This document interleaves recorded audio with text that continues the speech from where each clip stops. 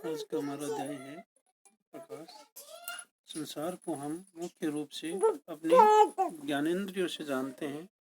ज्ञानेंद्रियों में से दृष्टि एक सबसे महत्वपूर्ण ज्ञानेंद्रिय है। इसकी सहायता से हम पर्वतों, नदियों, पेड़ पौधों, कुर्सियों, मनुष्यों तथा अपने चारों ओर की अन्य अनेक वस्तुओं को देखते हैं। हम आकाश में बादल, इंद्रधनुष तथा उड़ते पक्षियों को भी देखते हैं। रात्रि में हम चंद्रमा तथा तारों को देखते हैं। दृष्टि द्वारा भी आप इस पृष्ठ पर छपे शब्दों तथा वाक्यों को देख पाते हैं। क्या आप जानते हैं कि ये सब देखना कैसे संभव हो पाता है?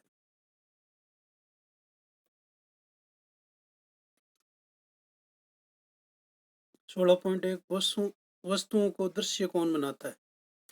क्या कभी आपने सोचा है कि हम विभिन्न वस्तुओं को कैसे देख पाते हैं? आप कह सकते हैं कि हम वस्तुओं को नेत्रों से देखते हैं, लेकिन क्या आप अंधेरे में किसी वस्तु को देख पाते हैं? इसका अर्थ है कि केवल नेत्रों द्वारा हम किसी वस्तु को नहीं देख सकते। किसी वस्तु को हम तभी देख पाते हैं जब उस वस्तु से आने वाला प्रकाश हमारे नेत्रों में प्रवेश करे। यह प्रकाश वस्तुओं द्वारा उत्सर्जित अथवा उनसे परावर्तित हुआ हो सकता है। आपने कक्षा 7 में सीखा है कि कोई पॉलिश किया हुआ या चमकदार पृष्ठ दर्पण की भांति कार्य कर सकता है। दर्पण अपने ऊपर पड़ने वाले प्रकाश की दिशा को परिवर्तित कर देता है। क्या आप बता सकते हैं कि किसी पृष्ठ पर पड़ने वाला प्रकाश किस दिशा में परावर्तित होगा? आइए ज्ञात करें।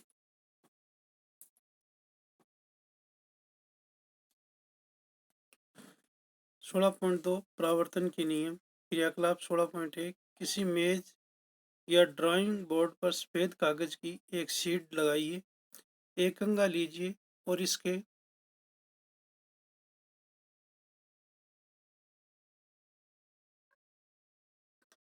बीच के एक दांते को छोड़कर सभी खुले स्थानों को बंद कर दीजिए।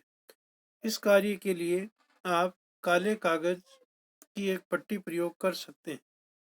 कंघे को कागज की शीट के लंबवत पकड़िए। एक टॉर्च की सहायता से कंघे के खुले स्थान पर एक ओर से प्रकाश डालिए। चित्र 16.1, टॉर्च तथा कंघे के थोड़े से समायोजन के पश्चात आप कंघे के दूसरी ओर कागज की शीट के अनुदिश प्रकाश की एक किरण देखेंगे। कंघे तथा टॉर्च को इस स्थिति में स्थिर रखिए। प्रकाश किरण के गमन पथ के सामने समतल दर्पण की एक पट्टी रखिए। चित्र 16.1, आप क्या देखते हैं?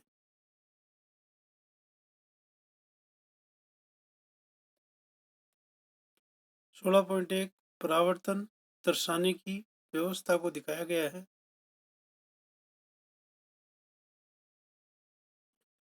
दर्पण से टकराने के पश्चात प्रकाश किरण दूसरी दिशा में परावर्तित हो जाती है। किसी पृष्ठ पर पड़ने वाली प्रकाश किरण को आपतित किरण कहते हैं। पृष्ठ से परावर्तन के पश्चात वापस आने वाली प्रकाश किरण को परावर्तित किरण कहते हैं।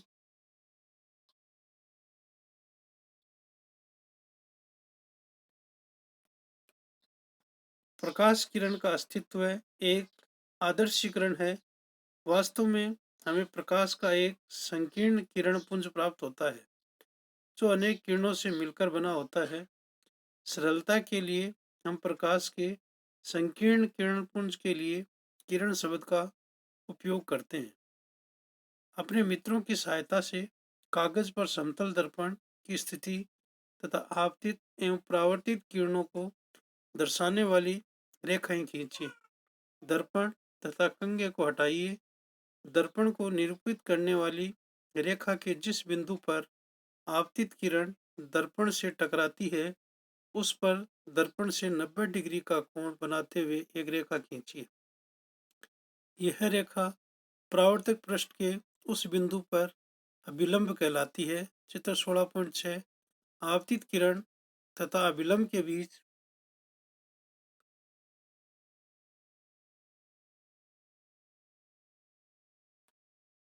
चित्र 16.6 अभिलंब खींचना ये दर्शाया गया है कि कोण को आपतन कोण कोण आई कहते हैं। परावर्तित किरण तथा अभिलंब के बीच के कोण को परावर्तन कोण कोण आर कहते हैं। चित्र 16.3 आपतन कोण तथा परावर्तन कोण को मापिए। इस क्रियाकलाप को आपतन कोण परावर्तित करके कई बार दोहराइए। प्रश्नों को सारणी 16.1 में लिखिए। चित्र 16.3 आपतन कोण तथा परावर्तन कोण। यहाँ पर ये परावर्तन कोण है आर, जबकि ये आपतन कोण है आई, और ये बीच में अभिलंब को दिखाया गया है।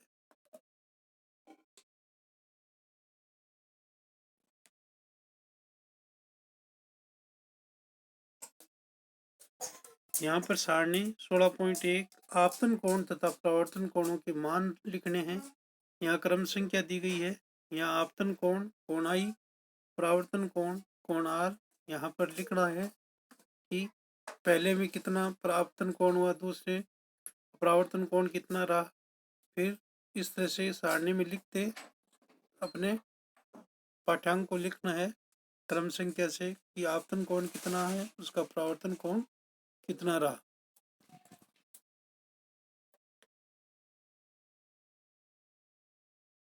क्या आप आपतन कोण तथा परावर्तन कोण के बीच कोई संबंध देखते हैं? क्या ये दोनों लगभग बराबर हैं? यदि यह क्रियाकलाप सावधानी पूर्वक किया जाए तो यह देखा जाता है कि आपतन कोण सदैव परावर्तन कोण के बराबर होता है। यह परावर्तन के नियमों में एक है। आइए परावर्तन से संबंधित एक और क्रियाकलाप करें।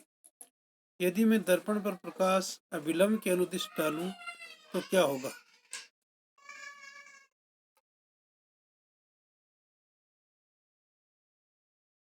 क्रियाकलाप 16.2 क्रियाकलाप 16.1 को दोबारा कीजिए। इस बार किसी सख्त कागज की शीट अथवा चार्ट पेपर का उपयोग कीजिए। शीट मेज के किनारे से थोड़ी बाहर निकली हुई होनी चाहिए। चित्र 16.4 शीट के बाहर निकले भाग को बीच में से काटिए। परावर्तित किरण को देखिए। सुनिश्चित कीजिए कि परावर्तित किरण कागज के बाहर निकले भाग पर भी दिखाई दे। कागज के बाहर निकले उस भाग को मोड़िए जहां पर परावर्तित किरण दिखाई दे रही है। क्या आप अब भी परावर्तित किरण देख पाते हैं? कागज को पुनः प्रारंभिक अवस्था में लाइए।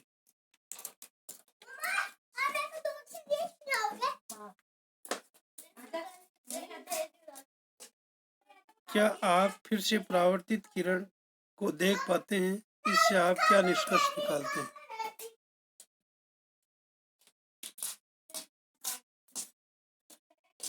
चित्र 16.4 ए और बी आपतित किरण, परावर्तित किरण तथा आपतन बिंदु पर अभिलंब एक ही तल में होते हैं, ये दिखाया गया है। इस ए और बी में ये दिखाया गया है।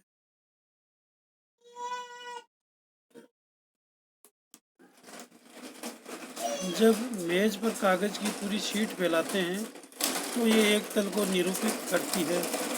आपतित किरण आपतन बिंदु पर अभिलंब तथा परावर्तित किरण ये सभी इसी तल में होते हैं। जब आप कागज को मोड़ देते हैं तो आप एक नया तल बना लेते हैं जो उस तल से भिन्न होता है जिसमें आपतित किरण तथा अभिलंब स्थित है।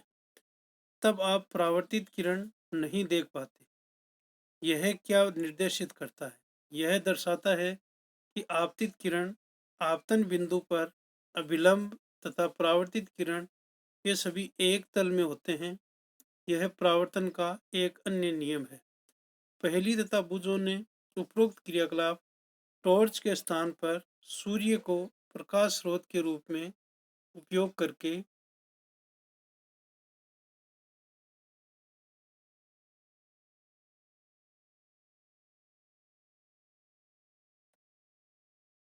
कक्ष के बाहर किए। आप भी प्रकाश स्रोत के रूप में सूर्य का उपयोग कर सकते हैं। इन क्रियाकलापों को किरण वर्ण रेखा उपकरण का उपयोग करके भी किया जा सकता है। यह उपकरण राष्ट्रीय शैक्षिक अनुसंधान और प्रशिक्षण परिषद NCERT द्वारा निर्मित किट में उपलब्ध है। बुजो को याद आया कि उसने कक्षा 7 में समतल दर्पण द्वारा बने किसी वस्तु के प्रतिबिंब के कुछ लक्षणों का अध्ययन किया था। पहली ने उससे उन लक्षणों का स्मरण करने के लिए पूछा।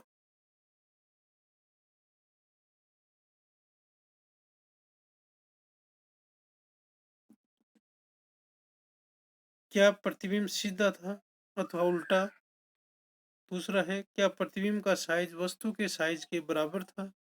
तीसरा, क्या प्रतिबिंब दर्पण के पीछे उतनी ही दूरी पर दिखाई दिया था जितनी दूरी पर वस्तु दर्पण के सामने रखी थी? चौथा, क्या प्रतिबिंब को पर्दे पर प्राप्त किया जा सकता था? आइए निम्नलिखित क्रियाकलाप से समतल दर्पण द्वारा प्रतिबिंब बनने के बारे में कुछ और अधिक समझें।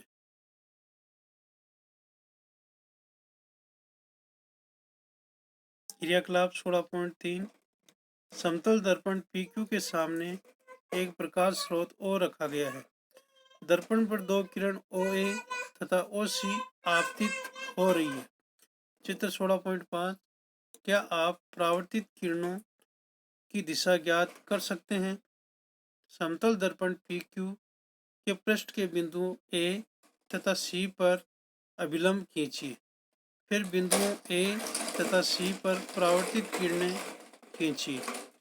आप इन किरणों को कैसे खींचेंगे? परावर्तित किरणों को क्रमशः AB तथा CD से निरूपित कीजिए। इन्हें आगे की ओर बढ़ाइए। क्या ये मिलती हैं? अब इन्हें पीछे की ओर बढ़ाइए। क्या अब ये मिलती हैं? यदि ये मिलती हैं तो इस बिंदु पर I अंकित कीजिए। क्या परावर्तित किरण E पर स्थित है? चित्र 16.5 पर।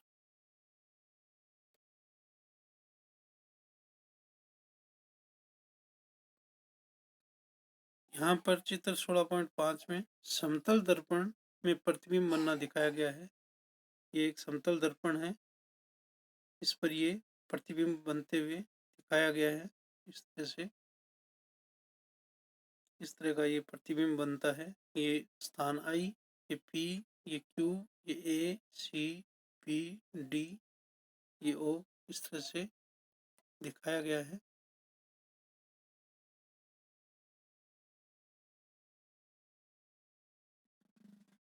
स्थित किसी दर्शक के नेत्र को बिंदु I से आती प्रतीत होगी, क्योंकि परावर्तित किरणें वास्तव में I पर नहीं मिलती बल्कि मिलती हुई प्रतीत होती हैं। इसलिए हम कहते हैं कि बिंदु O का आभासी प्रतिबिंब I पर बनता है। आप कक्षा 7 में पढ़ चुके हैं कि इस प्रकार के प्रतिबिंब को पर्दे पर प्राप्त नहीं किया जा सकता। आप स्मरण कर सकते हैं कि दर्पण द्वारा बने प्रतिबिंब में वस्तु का बायां भाग दाईं ओर तथा दायां भाग बाईं ओर दिखाई पड़ता है। इस घटना को पार्श्व परिवर्तन कहते हैं।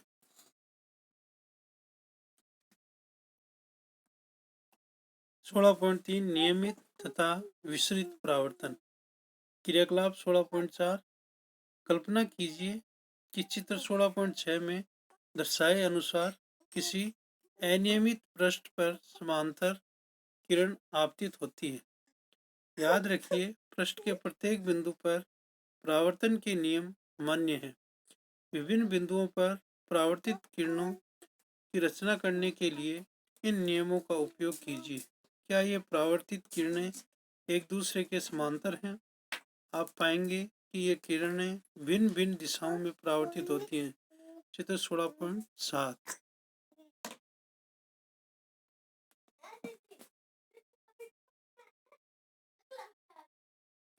यहाँ पर चित्र 16.6 में अनियमित पृष्ठ पर आपतित समांतर किरणों को दिखाया गया है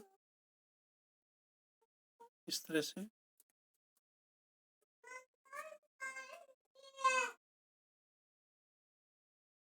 यहाँ पर चित्र 16.7 में अनियमित पृष्ठ से परावर्तित किरणों को दिखाया गया है इस तरह से।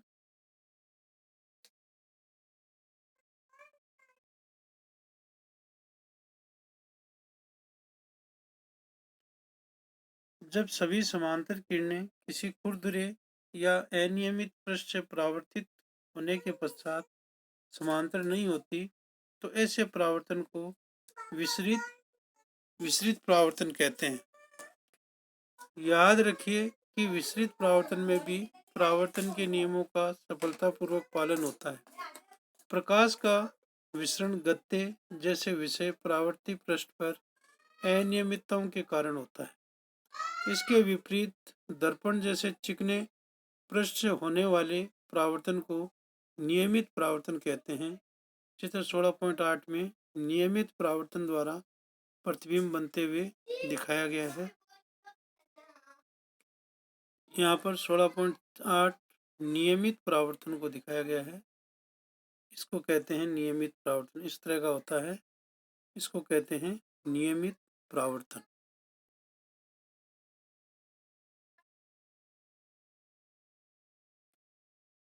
क्या हम सभी वस्तुओं को परावर्तित प्रकाश के कारण ही देखते हैं?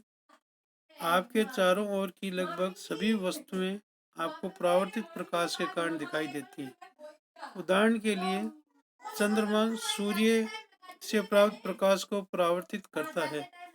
इस प्रकार हम चंद्रमा को देखते हैं। जो पिंड दूसरी वस्तुओं के प्रकाश में चमकते हैं उन्हें प्रदीप्त पिंड कहते हैं।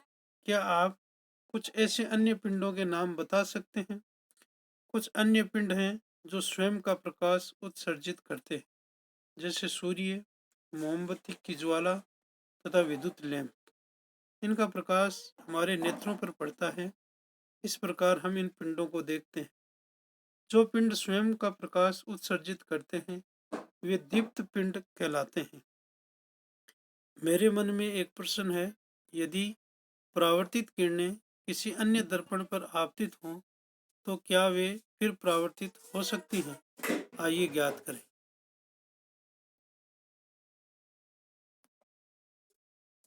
16.4 परावर्तित प्रकाश को पुनः परावर्तित किया जा सकता है।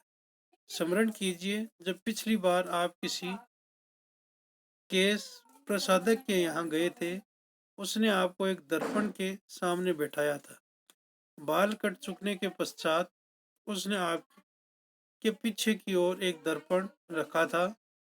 इस दूसरे दर्पण की सहायता से आप सामने वाले दर्पण में यह देख सकते थे कि आपके बाल कैसे कटे। चित्र 16.9।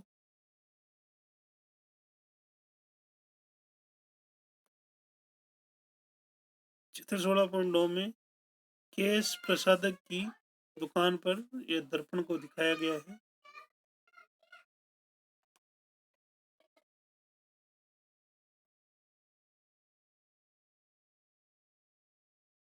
क्या आप बता सकते हैं कि अपने सिर के पीछे के बालों को आप कैसे देख पाए थे? पहेली को याद आया कि कक्षा 6 में विस्तारित क्रियाकलाप के रूप में उसने एक परिदर्शी बनाया था। परिदर्शी में दो समतल दर्पण उपयोग किए जाते हैं। क्या आप बता सकते हैं कि दो दर्पणों से परावर्तन द्वारा आप उन वस्तुओं को देखने योग्य कैसे बना पाते हैं जिन्हें आप सीधे नहीं देख पाते? परिदर्शियों का उपयोग पनडुब्बियों, टैंकों तथा बंकरों में छिपे सैनिकों द्वारा बाहर की वस्तुओं को देखने के लिए किया जाता है। 16.5 बहु प्रतिबिंब। आप जानते हैं कि समतल दर्पण किसी वस्तु का केवल एक ही प्रतिबिंब बनाता है। यदि दो समतल दर्पणों को संयोजन में उपयोग करें तो क्या होगा, आइए देखें।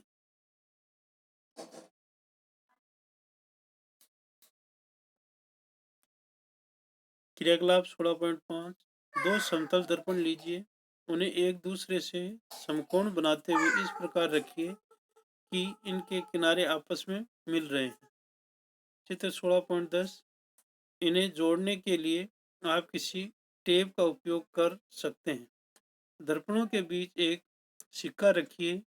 आपको इस सिक्के के कितने प्रतिबिंब दिखाई देते हैं? चित्र 16.10 में ये दिखाया गया है।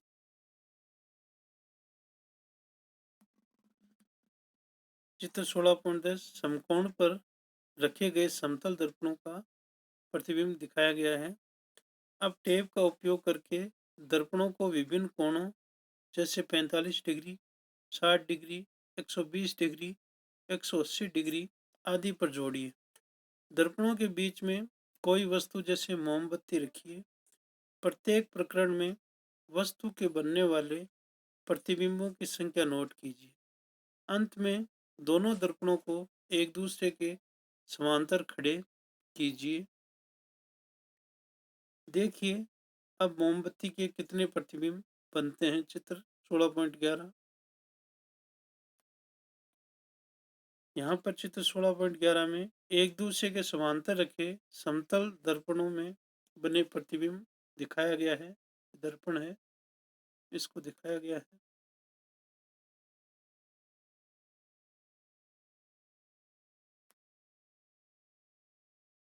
क्या अब आप यह स्पष्ट कर सकते हैं कि केश प्रसाधक की दुकान पर आप अपने सिर के पीछे के भाग को कैसे देख पाते हैं? एक दूसरे से किसी कोण पर रखे दर्पणों द्वारा अनेक प्रतिबिंबों के बनने की धारणा का उपयोग बहुमूर्ति दर्शी या केलाइडोस्कोप में भांति भांति के आकर्षक पैटर्न बनाने के लिए किया जाता है। आप स्वयं भी एक केलाइडोस्कोप बना सकते हैं। बहुमूर्ति दर्शी क्रियाकलाप 6.6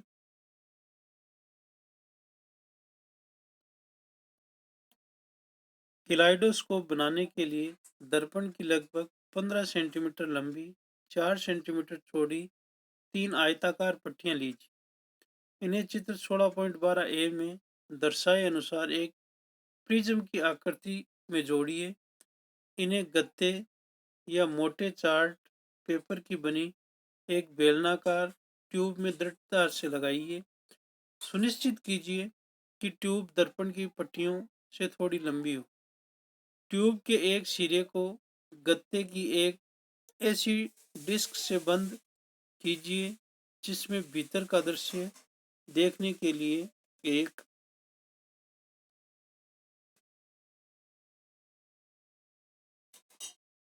ये 16.12 में चित्र में बहुमूर्तिदर्शी या केलाइडोस्कोप को बनाना दिखाया गया है। ए, बी और सी में ये इस तरह से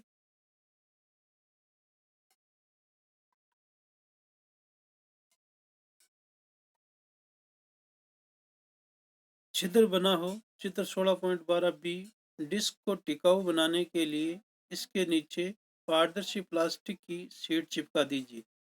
ट्यूब के दूसरे सिरे पर समतल कांच की एक वर्ताकार प्लेट दर्पणों को छूते हुए दृढ़तापूर्वक लगाइए। चित्र 16.12 सी इस प्लेट पर छोटे छोटे रंगीन कांच के कुछ टुकड़े, रंगीन चूड़ियों के टुकड़े रखिए। ट्यूब के इस सिरे को घिसे हुए कांच की प्लेट से बंद कीजिए। रंगीन टुकड़ों की हलचल के लिए पर्याप्त जगह रहने दीजिए। आपका केलाइडोस्कोप तैयार है। जब आप छिद्र से झांकते हैं तो आपको ट्यूब में भांति भांति के पैटर्न दिखाई देते हैं। केलाइडोस्कोप की एक रोचक विशेषता यह है कि आप कभी भी एक पैटर्न दोबारा नहीं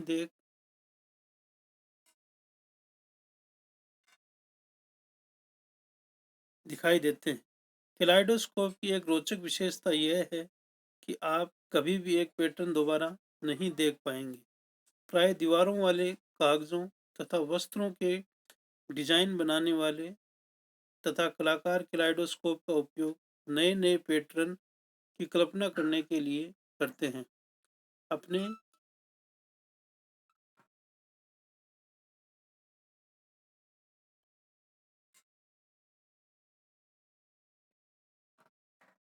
खिलौनों को आकर्षक बनाने के लिए आप इस पर रंगीन कागज चिपका सकते हैं।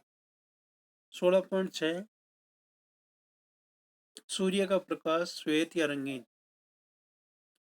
कक्षा 7 में आपने सीखा कि सूर्य के प्रकाश की श्वेत प्रकाश के रूप में जाना जाता है। आपने यह भी सीखा है कि उसमें 7 रंग होते हैं, यह दर्शाने के लिए कि सूर्य के प्रकाश में अनेक रंग होते हैं। एक और क्रियाकलाप 16.7 करते हैं।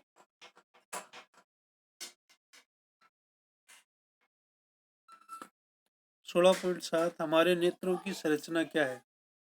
हम वस्तुओं को केवल तभी देख पाते हैं जब उनसे आने वाली प्रकाश हमारे नेत्रों में प्रवेश करता है। नेत्र हमारी सबसे महत्वपूर्ण ज्ञानेंद्रियों में से एक है, इसीलिए इसकी संरचना तथा कार्यविधि को समझना हमारे लिए विशेष महत्व रखता है। हमारे नेत्र की आकृति लगभग गोलाकार है। नेत्र का बाहरी आवरण सफेद होता है, यह कठोर होता है ताकि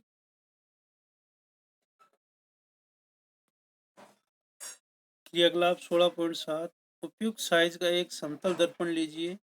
इसे चित्र 16.13 में दर्शाए अनुसार एक कटोरी में रखिए। कटोरी में जल भरिए। इस व्यवस्था को किसी खिड़की के पास इस प्रकार रखिए कि दर्पण पर सूर्य का प्रकाश सीधा पड़ सके। कटोरी की स्थिति को इस प्रकार समायोजित कीजिए कि दर्पण से परावर्तित होने वाला प्रकाश किसी दीवार पर पड़े।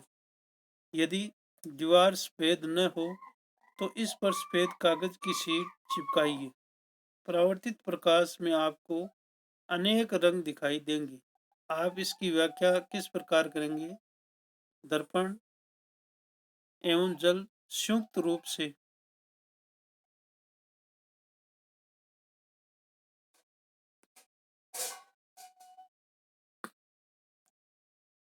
एक प्रिज्म बनाते हैं। यह प्रकाश को उसके रंगों में विभक्त कर देता है। जैसा कि आपने कक्षा 7 में अध्ययन किया है, प्रकाश के अपने रंगों में विभाजित होने को प्रकाश का विक्षेपण कहते हैं। इंद्रधनुष विक्षेपण को दर्शाने वाली एक प्राकृतिक परिघटना है। यहाँ पर प्रकाश का विक्षेपण दिखाया गया है। चित्र 16.13 में प्रकाश का विक्षेपण दिखाया गया है।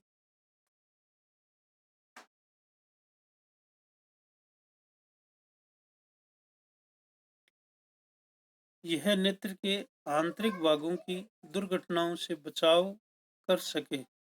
इसके पारदर्शी अग्रभाग को कॉर्निया या स्वच्छ मंडल कहते हैं।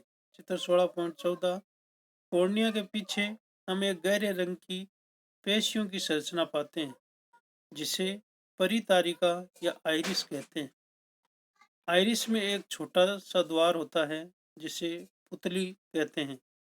पुतली के साइज को परितारिका से नियंत्रित किया जाता है। परितारिका नेत्र का वह भाग है जो इसे इसका विशिष्ट रंग प्रदान करती है। जब हम कहते हैं कि किसी व्यक्ति के नेत्र हरे हैं, तो वास्तव में हम परितारिका के रंग की ही बात कर रहे होते हैं। परितारिका नेत्र में प्रवेश करने वाले प्रकाश की मात्रा को नियंत्रित करती है। आइए देखें ये कैसे होता है।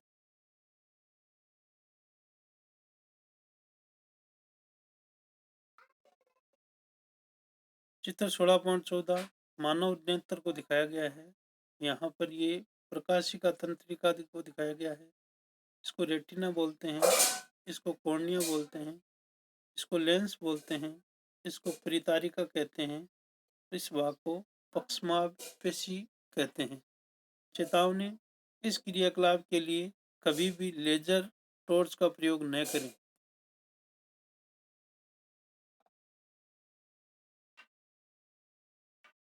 क्रियाकलाप 16.8 अपने मित्र की आंख में देखिए। पुतली के साइज का अवलोकन कीजिए। एक टॉर्च में उसकी आंख पर प्रकाश डालिए। अब पुतली का अवलोकन कीजिए। टॉर्च को बंद कीजिए तथा उसकी पुतली का एक बार पुनः अवलोकन करें। क्या आप पुतली के साइज में कोई परिवर्तन देख पाते हैं? किस स्थिति में पुतली बड़ी थी? क्या आप बता सकते हैं कि ऐसा क्यों हुआ? किस स्थिति में आपको आँख में अधिक प्रकाश भेजने की आवश्यकता है? मंद प्रकाश में या तीव्र प्रकाश में?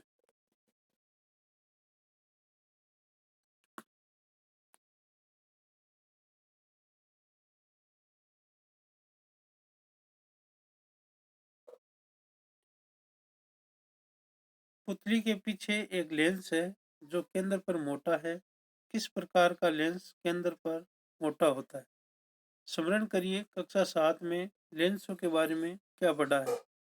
लेंस प्रकाश को आंख के पीछे एक परत पर फोकसित करता है। इस परत को रेटिना या दृष्टिपटल कहते हैं।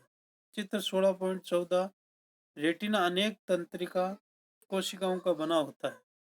तंत्रिका कोशिकाओं द्वारा अनुभव की गई संवेदनाओं को दृक तंत्रिकाओं द्वारा मस्तिष्क तक पहुंचा दिया जाता है। तंत्रिका कोशिकाएं दो प्रकार की होती हैं। पहला शंकु जो तीव्र प्रकाश के लिए सुगराई होते हैं, तथा दूसरा शलाकाएं जो मंद प्रकाश के लिए सुगराई होती हैं। इसके अतिरिक्त शंकु रंगों या वर्णों की सूचनाएं भी भेजते हैं। दृक तंत्रिकाओं तथा रेटिना को संधि पर कोई तंत्रिका कोशिका नहीं होती। इस बिंदु को अंध बिंदु कहते हैं। इसके अस्तित्व को निम्न प्रकार से प्रदर्शित किया जा सकता है।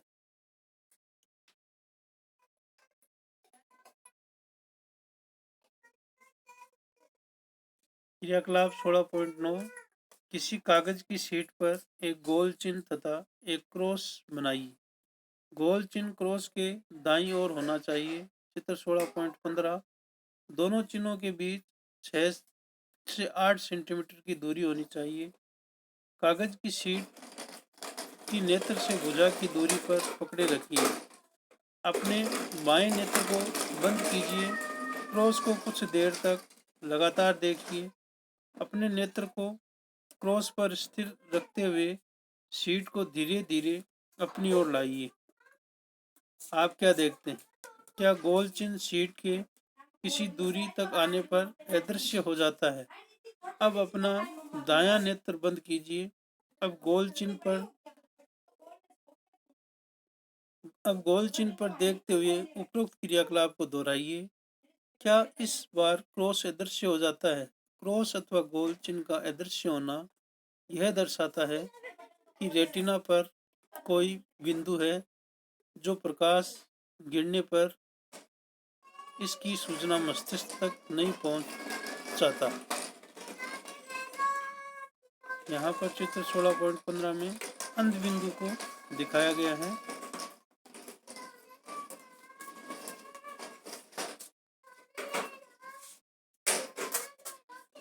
रेटिना पर बने प्रतिबिंब का प्रभाव वस्तु को हटा लेने पर तुरंत समाप्त नहीं होता। यह लगभग 1/16 सेकंड तक बना रहता है। इसलिए यदि नेत्र पर प्रति सेकंड 16 या इससे अधिक दर पर किसी गतिशील वस्तु के स्थिर प्रतिबिंब बने तो नेत्र को वह वस्तु चलचित्र की भांति चलती फिरती अनुभव होगी। क्रियाकलाप 16.10। 6 से 8 सेंटीमीटर भुजा का गत्ते का एक वर्गाकार टुकड़ा लीजिए। चित्र 16.16 में दर्शाए अनुसार इसमें दो छिद्र बनाइए। इन दोनों छिद्रों में एक धागा पिरोइए। गत्ते के एक और एक पिंजरा और दूसरी ओर एक पक्षी बनाइए या इनके चित्र चिपकाइए। मरोड़कर उसमें ऐंठन डालिए और धागे के दोनों सिरों को खींचिए ताकि धागे की ऐंठन खुले तथा गत्ते तेजी से घूमने लगे। गत्ते के घूमते समय क्या आपको पक्षी पिंजरे के अंदर दिखाई देता है? यहाँ पर चित्र 16.16 में पिंजरे में पक्षी को दिखाया गया है।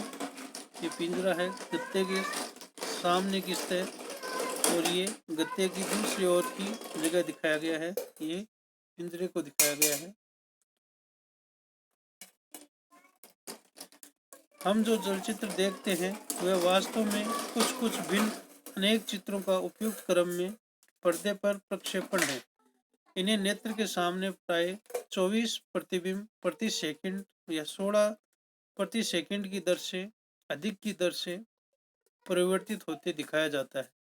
इस प्रकार हम चलचित्र देख पाते हैं।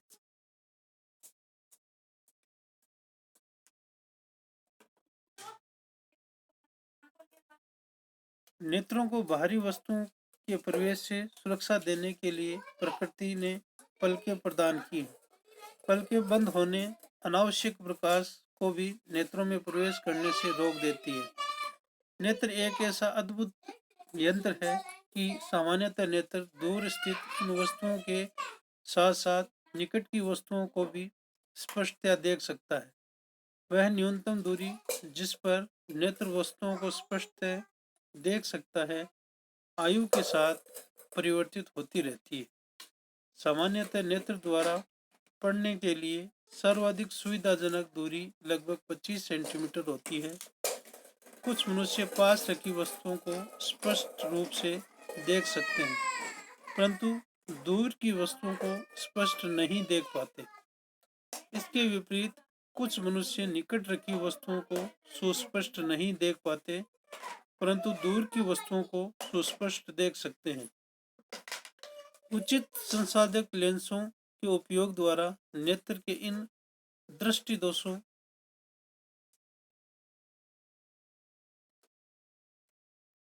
दोषों का संशोधन किया जा सकता है। कभी कभी विशेष रूप से वृद्धावस्था में नेत्र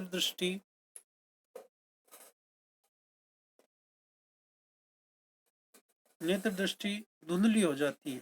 यह नेत्र लेंस के धुंधला हो जाने के कारण होता है। ऐसा होने पर कहा जाता है कि नेत्र में मोतियाबिंद विकसित हो रहा है। इसके कारण दृष्टि कमजोर हो जाती है, जो कभी कभी अत्यधिक गंभीर रूप ले लेता है। इस दोष की चिकित्सा संभव है। अपारदर्शी लेंस को हटाकर नया कृत्रिम लेंस लगा दिया जाता है। आधुनिक प्रौद्योगिकी ने इस प्रक्रिया को और सरल एवं सुरक्षित बना दिया है। 16.8 नेत्रों की देखभाल। यह आवश्यक है कि आप अपने नेत्रों की उचित देखभाल करें। यदि कोई भी समस्या है तो आपको किसी नेत्र विशेषज्ञ के पास जाना चाहिए। नेत्रों की नियमित जांच कराइए। यदि परामर्श दिया गया है तो उचित चश्मे का उपयोग कीजिए। दूसरा है, नेत्रों के लिए बहुत कम या बहुत अधिक प्रकाश हानिकारक है। अपर्याप्त प्रकाश से नेत्र खिंचाव तथा सरदर्द हो सकता है।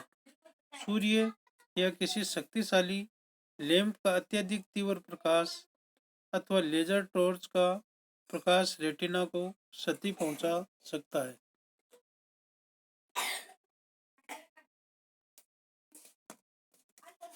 क्या आप जानते हैं, जंतुओं के नेत्र विभिन्न आकृतियों के होते हैं।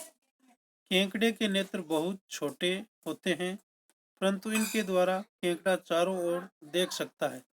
इसलिए यदि शत्रु पीछे से भी उसकी ओर आता है तब भी उसे पता चल जाता है। तितली के बड़े नेत्र होते हैं, जो सहसों छोटे नेत्रों से मिलकर बने प्रतीत होते हैं। चित्र 16.17। यह केवल सामने अथवा पार्श्व में ही नहीं बल्कि पीछे का भी देख सकती है। उल्लू रात में भली भांति देख सकता है, परंतु दिन में नहीं देख पाता। इसके विपरीत दिन के प्रकाश में सक्रिय पक्षी जैसे चील, गरुड़ दिन में अच्छी प्रकार देख सकते हैं, लेकिन रात में ठीक से नहीं देख पाते। उल्लू के नेत्र में बड़ा कॉर्निया या बड़ी पुतली होती है, ताकि नेत्र में अधिक प्रकाश प्रवेश कर सके। इसी के साथ साथ इसके रेटिना में बड़ी संख्या में शलाकाएं होती हैं तथा केवल कुछ ही शंकु होते हैं। इसके विपरीत दिन के पक्षियों के नेत्र में शंकु अधिक तथा शलाकाएं कम होती हैं। यहाँ पर 16.17 में तितली के नेत्रों को दिखाया गया है, ये नेत्रों को दिखाया गया है तितली के।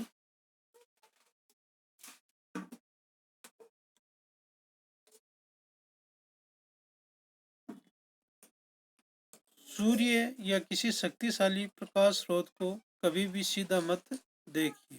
दूसरा, अपने नेत्रों को कभी मत रगड़िए। यदि आपके नेत्रों में कोई धूल का कण गिर जाए तो नेत्रों को स्वच्छ जल से धोइए।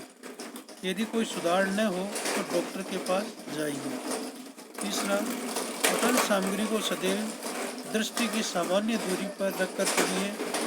अपनी पुस्तक को नेत्रों के बहुत समीप लाकर अथवा उसे नेत्रों से बहुत दूर ले जाकर मत पढ़िए। कक्षा 6 में आपने संतुलित आहार के बारे में सीखा था। यदि भोजन में किसी अवयव का अभाव है तो इससे नेत्रों को भी क्षति हो सकती है। भोजन में विटामिन ए का अभाव नेत्रों के अनेक रोगों के लिए उत्तरदायी होता है। इनमें सबसे अधिक सामान्य रोग रतौंधी है।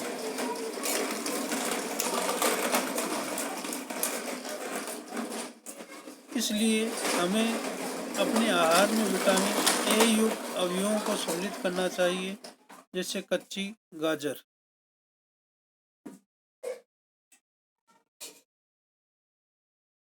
फूलगोभी तथा हरी सब्जियां जैसे पालक तथा कॉड लिवर तेल में विटामिन ए की प्रचुर मात्रा पाई जाती है। अंडे, दूध, दही, पनीर, मक्खन एवं फल जैसे आम तथा पपीता भी विटामिन ए से भरपूर होते हैं। 16.9 चाक्षुष विकृति वाले व्यक्ति पढ़ लिख सकते हैं। कुछ व्यक्ति जिनमें बच्चे भी सम्मिलित हैं चाक्षुषी यानी दृष्टि संबंधी अक्षमता से पीड़ित होते हैं। उनको वस्तुओं को देखने के लिए सीमित दृष्टि होती है। कुछ व्यक्ति जन्म से ही बिल्कुल नहीं देख पाते। कुछ व्यक्ति किसी बीमारी या किसी चोट के कारण अपनी दृष्टि खो देते हैं। ऐसे व्यक्ति स्पर्श द्वारा अथवा ध्वनियों को ध्यानपूर्वक सुनकर वस्तुओं को पहचानने का प्रयत्न करते हैं। वे अपनी दूसरी ज्ञानेंद्रियों को अधिक विकसित कर लेते हैं, तथापि अतिरिक्त संसाधन उन्हें अपनी क्षमताओं को और अधिक विकसित करने में सक्षम बना सकते हैं।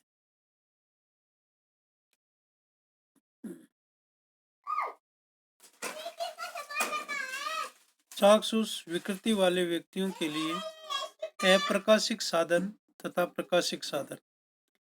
अप्रकाशिक साधनों में चाक्षुष साधन स्पर्श साधन जैसे स्पर्श की ज्ञानेंद्रियों का उपयोग करके, श्रवण साधन जैसे श्रवण की ज्ञानेंद्रियों का उपयोग करके तथा इलेक्ट्रॉनिक साधन सम्मिलित हैं। चाक्षुष साधन शब्दों को आवर्धित कर सकते हैं, उचित तीव्रता का प्रकाश प्रदान कर सकते हैं तथा सामग्री को उचित दूरी पर जुटा सकते हैं। स्पर्श साधन जिनमें ब्रेल लेखन पार्टी तथा शलाका सम्मिलित है। चाक्षुष विकृति युक्ति व्यक्तियों को पढ़ने तथा लिखने में सहायता करते हैं। श्रवण साधनों में कैसेट, टेप रिकॉर्डर, बोलने वाली पुस्तकें तथा ऐसे अन्य साधन सम्मिलित हैं। बोलने वाले कैलकुलेटर तथा कंप्यूटर जैसे इलेक्ट्रॉनिक साधन भी उपलब्ध हैं, जिनसे अनेक संगणना कार्य किया जा सकते हैं।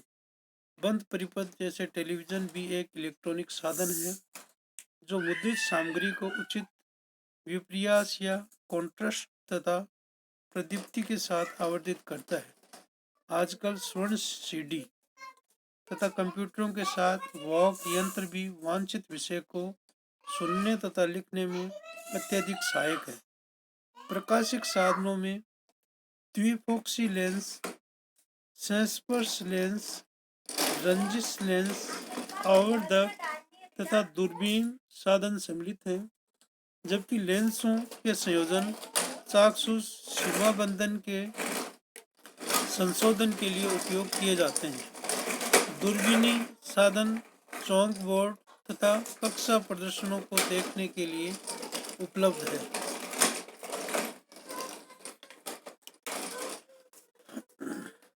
16.10 ब्रेल पद्धति क्या है? चाक्षुष विकृति युक्त विकृतियों के लिए सर्वाधिक लोकप्रिय साधन ब्रेल कहलाता है।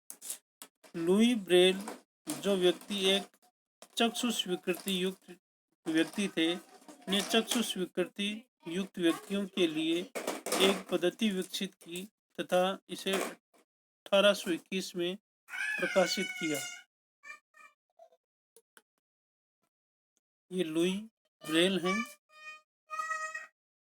इन्होंने ही ब्रेल पद्धति को विकसित किया।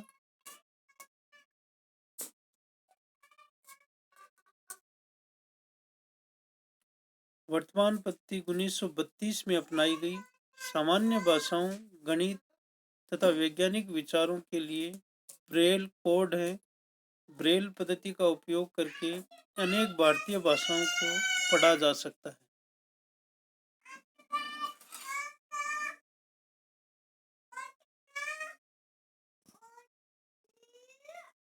ब्रेल पद्धति में 63 बिंदुकित पैटर्न अथवा छाप है। प्रत्येक छाप एक अक्षर या अक्षरों के समुच्चय, सामान्य शब्द अथवा व्याकरणिक चिन्ह को प्रदर्शित करती है। बिंदुओं को ऊर्ध्वाधर पंक्तियों के 2 कक्षों में व्यवस्थित किया गया है। प्रत्येक पंक्ति में 3 बिंदु हैं। अंग्रेजी वर्णमाला के कुछ अक्षरों तथा कुछ सामान्य शब्दों को प्रदर्शित करने के लिए बिंदुकित पैटर्न नीचे दर्शाया गया है। इस तरह से ये ब्रेल पद्धति को दर्शाया गया है। ये सी को दर्शाया गया है, ये ए को दर्शाया गया है, इस तरह से टी को दर्शाया गया है और ये गेट बनता है। यहाँ पर ये एंड और कोमा को दर्शाया गया है। ये ब्रेल चित्र 16.18 ब्रेल पद्धति में प्रयोग किए जाने वाले बिंदुकित पैटर्न का उदाहरण। ये एंड को दिखाया गया है, ये कोमा को दिखाया गया है। इस तरह से ये ब्रेल पद्धति है। इन पैटर्न को जब ब्रेल शीट पर उभारा जाता है तो ये चाक्षुष विकृति युक्त व्यक्तियों को छूकर शब्दों को पहचानने में सहायता करते हैं। स्पर्श का आसान बनाने के लिए बिंदुओं को थोड़ा सा उभार दिया जाता है।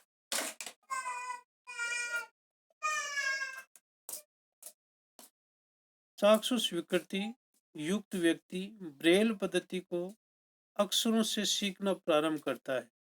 इसके पश्चात विशेष छापों एवं अक्षरों के संयोजन को पहचानता है। सीखने की विधियां स्पर्श से पहचान करने पर निर्भर होती हैं। प्रत्येक छाप को स्मरण करना पड़ता है। ब्रेल पाठों को हाथ या मशीन से तैयार किया जा सकता है। आजकल टाइपराइटर जैसी युक्तियों तथा मुद्रण मशीनें विकसित की गई हैं।